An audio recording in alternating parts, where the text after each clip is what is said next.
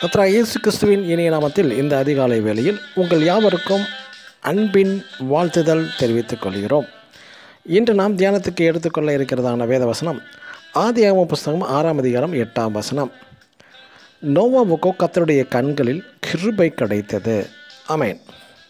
பழைய ஏற்பாட்டு காலத்தில் ஆதாம் முதற்கொண்டு நோவா வரை எத்தனையோ மனிதர்கள் வாழ்ந்தனர். இந்த நோவாவுக்கு மட்டும் கர்த்தருடைய கண்களில் கிருபை கிடைத்தது எப்படி? உதாரணமாக ஒரு கம்பெனியிலோ ஃபேக்ட்ரியிலோ ஆஃபீஸர் அவருடைய வேலை செய்யும்போது அந்த கம்பெனி பாஸுக்கோ அல்லது மேலே அதிகாரி கண்களில் தயவு கிடைத்தால் என்ன நடக்கும்? ஒரு பதவி உயர்வு கிடைக்கும், பல சலுகைகள் கிடைக்கும். ஏனென்றால் இந்த மனிதன் மட்டும் உயர் அதிகாரிக்கு அல்லது பாஸுக்கு சொல்லும் வேலையை அப்படியே கீழ்ப்படிந்து செய்யும் மனிதன் என்பதாலே. இதே போலதான் நோவாவும் தேவனுக்கு கீழ்ப்படிந்த ஒரு தேவ மனிதன். கிருபை என்பது என்ன? கிருபை என்பது ஒரு பாதுகாப்பு, ஒரு வேலி, ஒரு அடைக்கலம் போன்றது. கிருபை சூழ்ந்து கொண்டுள்ளது என்பது ஒரு அடைக்கலம், ஒரு பாதுகாப்பு.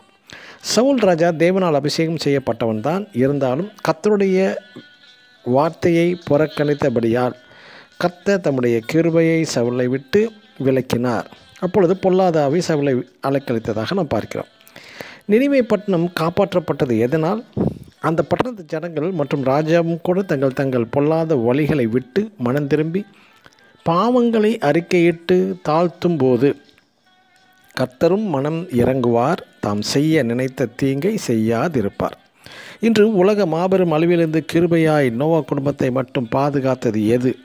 தேவ கிருபை, நோவாவின் கீழ்ப்படிதல் ஆகும்.